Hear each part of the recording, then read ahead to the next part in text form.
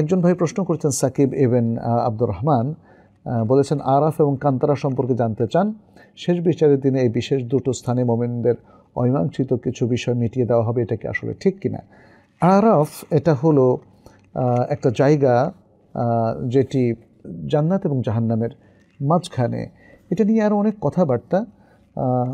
কারা থাকবে এই আরাফের মতো জায়গাগুলোতে? উলামায়ে কেরামের অনেকগুলো কাউল আছে, তার মধ্যে একটা রাজেহ কাউল হলো যে এখানে সেই সব লোকেরা থাকবে যাদের নেকি এবং বদি সমান।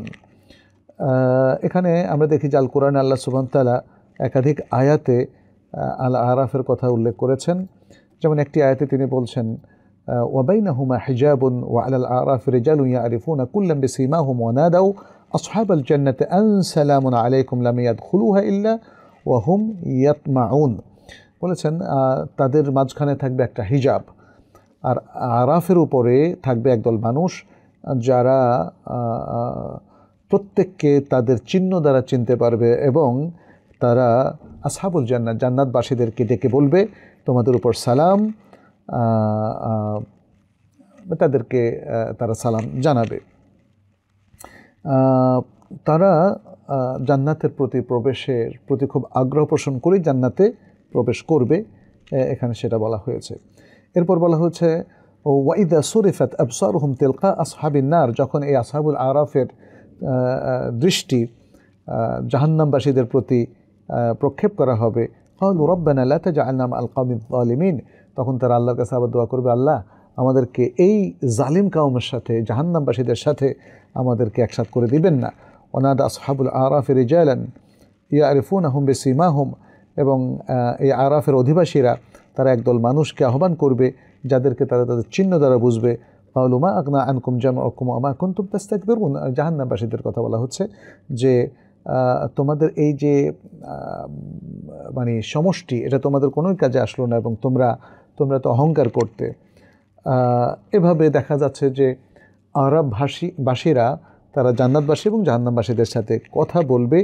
এখানে মানে তাদের মধ্যে কিছু মীমাংসা করে দিবে, এমন কথাটা ঠিক এভাবে আসেনি। যদিও কান্তারার কথাটা এসেছে, আমরা যেটা দেখি কান্তারার যে বিষয়টা, এটা সহিহ বুখারীর একটা হাদিস, আবু সাঈদ আল খুদরি রাদিয়াল্লাহু তাআলা আনহু থেকে বর্ণিত। নবী সাল্লাল্লাহু আলাইহি ওয়াসাল্লাম বলেন, ইয়াখলুসুল মুমিনুনা মিনান নার, মুমিনরা জাহান্নাম থেকে তারা মুক্ত হয়ে যাবে।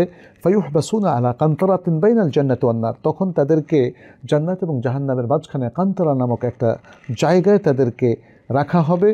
ফায়ুকাসসু লিবা'দিহিম মিন বা'দিন মাযালিমু কানাত বাইনাহুম ফিদ দুনিয়া, যে দুনিয়ায় তাদের একজন আরেকজনের উপর যে জুলুমগুলো করেছে, জুলুমগুলো এই কান্তারা নামক স্থানে এগুলো শোধবোধ করা হবে, হ্যাঁ, কিসাস নেওয়া হবে। হাত্তা ইযা হুযিবু ওয়া নুক্কু উযিনা লাহুম ফি দুখুলিল জান্নাহ, যখন তাদের এই জিনিসটা কমপ্লিট করা হবে এবং সংশোধন করে ফেলা হবে এই মানে আদান প্রদানের মাধ্যমে, জালিম বা জুলুমের এই প্রতিশোধ নেওয়ার মাধ্যমে, তখন তাদেরকে জান্নাতে প্রবেশ করার অনুমতি দেওয়া হবে।